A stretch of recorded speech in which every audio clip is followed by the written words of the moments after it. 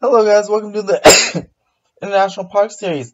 Sorry if I'm coughing during this time. I have it's allergy season. But welcome to the International Park Series. Also, please give my Instagram a follow if you liked my content, like my channel. Definitely give my new Instagram a follow, Theme Park Wizard on Instagram. I have 268 followers. If we can get to 500 by end of the month or a couple months, that'd be awesome. Please give it a follow. But today on the International Park Series, we're gonna do Canada's Wonderland right now. Canada's Wonderland as the next park here. We've been a little bit delayed because I'm very busy with a whole bunch of breaking news early in the last week. So I had to skip the International Park series of last week. But Canada's Wonderland is a 330-acre park, and it's a 330-acre park in Canada, about 25 miles north of Toronto. It is the busiest seasonal amusement park in the country, or in North America, which is pretty good. It's owned by Cedar Fair. It has 17 coasters, which is the third most behind Cedar Point at 17 and Six Flags Magic Mountain at 19. Going to be 20 later on this year. It is open from May to September and weekends in April. And there's several. It has its own some seasonal events like Halloween Haunt, and it has a 20-acre water park called Splash Works. Nice music. The park was previously owned by Paramount Parks from 1993 to 2006. It was called Paramount Canada's Wonderland, and Cedar Fair took it over. And it in 2017, it was the second as most visited seasonal amusement park in North America, as well as the second most visited Cedar Fair amusement park behind Knott's Berry Farm, right here in California. Had about 3.76 million visitors. There's 1, 2, 3, 4, 5, 6, 7 areas in this Cedar Canada's Wonderland. Go through each of them right now. By the way, the park has, with 17 coasters, also has 70 attractions total. Some flat rides, dark rides, all that good stuff. International Street is the first area, and it's like a Main Street USA area that is in Disney parks, and like the main no rides, just has shops and themed buildings and just some attractions, maybe like a theater for some shows and stuff as well. And it has several shows such as Snoopy Symphony of Water, Victoria Falls High Divers, Starlight Spectacular, The Eruption, and Electric Circus. The International Festival is held in the northeast section of the park. It includes rides and midway games and a mild alpine theme. It includes some rides called The Fly, which is a wild mouse coaster, Clockworks, which is it's a ride. It's one of the it must be a flat ride here. Kraken Wagon, which is a bumper car ride. Shockwave, which is a mondial top scan that is on the former site of Clockworks. So it's a thrill ride that spins around in an angle. And Thunder Run is powered by Mack Rides. It seems like it's a coaster, a family coaster. And Wonder Mountain's Guardian is a 40 interactive dark ride roller coaster that is located inside a themed wooden mountain. Next, we have Whitewater Canyon here. It serves as an expansion to International Festival, and it was introduced with the addition of Whitewater Canyon, which is a river rapids ride. In this area, we have the Action Theater, which is a 4D theater, and then we have the River Rapids ride, Whitewater Canyon itself. Moving on down, we have Action Zone, which is it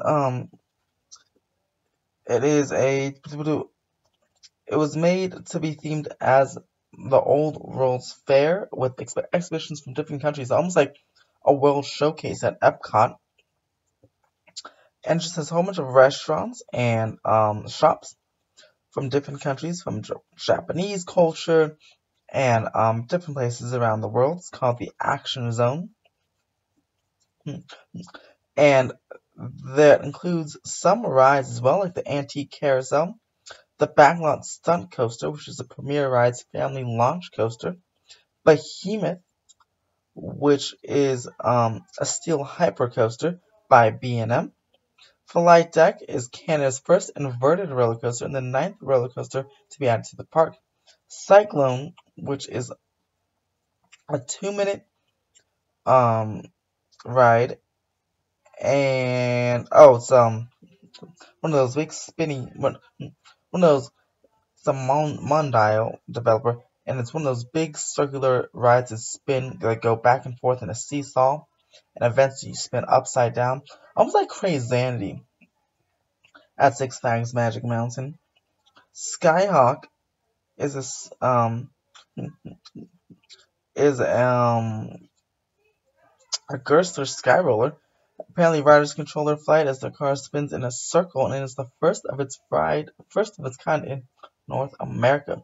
Sledgehammer is another um, jumper, a Hush jumper ride prototype. Generally, the only ride of its kind in the world. Slingshot is one of like at Six Flags and other Six Flags parks. You pay; it's a separate ticket. You pay for the attraction, and then it's like a thrill park type of ride. Swing of the Century is a wave swinger model that rotates. So just like chair swings, it takes 30 feet in the air. Time Warp is a still flying roller coaster.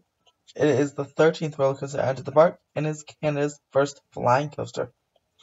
Windseeker is the 300-foot tower chair swing ride. It's like the Starflyer series that is rumored to come to Six Flags Magic Mountain in 2020. And there's Extreme Park Skyfire, which is another pay-per-use double sky coaster. You have to pay, and it's part of that thrill park. Moving over to Medieval Fair, it's the medieval style section of the park. Includes the drop tower and several other rides, which we'll go over right now. One of them is called The Bat. It's a Vekoma boomerang roller coaster, similar to what was in Hang Time's former spot in Knott's Berry Farm. The Dragonfire is a steel custom looping roller coaster featuring 4 inversions. It is one of the 5 roller coasters that debuted in the park in 1981, so it is original by Aerodynamics, and it is contains a pair of counter corkscrews. Going on down here, Drop Tower Scream Zone is the drop tower ride, and it is I don't know how tall it is here, it doesn't say, but it's just a drop tower ride. Leviathan is a B&M Giga Coaster. It's the tallest and fastest roller coaster in Canada, and is the park's 16th roller coaster. Nightmares are so just the riders are lifted into the air while spinning, like a swinging type of thing. Vikings Rage is a swinging ship ride. There's a top spin, which is called Riptide, which is what used to be in Knott's Berry Farm as well. It comes and just go like that. That's kind of hard to explain, but you get on like a bench and it lifts and it flips you all over. There's some go-karts called the Speed City Raceway. Those are another pay-per-use ride. The Spinovator is a teacups ride. The Wild Beast is a wooden roller coaster.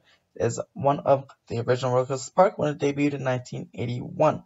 It's modeled after the Coney Island Wildcat Coaster. In Cincinnati, Frontier Canada, we have a River Rapids ride, the Whitewater Canyon here. Yukon Striker is a B&M driving machine with the parks. It will open in the park's 2019 season. You can see construction updates on that at Screamscape. And it will have 225-foot drop, height of 225 feet with a 245-foot drop. The top speed of 81 miles per hour, track length of 1,105 3,625 feet. It's the tallest, fastest, and longest dive coaster in the world, opening this year, just like a couple months. The ride will also feature the first vertical loop for a dive coaster. The mighty Canadian Mindbuster is a wooden roller coaster and is also one of the 4 roller coasters that debuted in 1981. Timberwolf Falls is the shoot the chutes log flume type of attraction, with ending with a 50-foot drop. Just like Splash Mountain, Whitewater Canyon's The River Rapids ride, Flying Canoes is a canoe-themed interactive family ride. Family canoes will allow riders to control their journey of flight in 2-person canoes. Vortex is a steel suspended roller coaster similar to The Bat at Kings Island, by Aerodynamics, and it's also um, with Ninja. It looks basically the same as Ninja at Six Flags Magic Mountain as well. Soaring Timbers is a Mondial Inferno located across from Vortex. The ride is stated as being the first of kind in North America. Soaring Timbers features 2 free rotating gondolas that rotate at a 45-degree angle, reaching heights of 65 feet. Lumberjack is a Zumperler Hawk 48 that is located beside Soaring Timbers. The ride takes place on 2 swinging pendulums, propelling them into the sky with their feet dangling through 360-degree loops, reaching heights of 75 feet. The ride vehicles themed to accesses and brings visual as well as aesthetic changes to the area consisting of a Canadian theme. Those are the main areas, and we have some children areas here, featuring Camp Snoopy or Planet Snoopy, and with some small carnival-style rides for the children. Canada's Wonderland also is a water park with several water slides here, at least 20 of them, and they have Fast Lane and Fast Lane Plus for your enjoyment. Canada's Wonderland, again, is open seasonally. It's a huge, large theme park and theme park complex in Canada. And I was in Toronto, and I definitely wanted to go. Next time I'm in Toronto, I definitely want to go see this park as well. Cedar Fair does a pretty good job of maintaining their park, so that's awesome. And stay tuned for next week. Next Tuesday, we'll moving up to the International Disney Resort, starting with Disneyland Paris for the International Park Series. I hope you enjoyed it. If you do, subscribe to my channel and don't forget to follow my Instagram, Theme Park Wizard. Have a great night, everybody.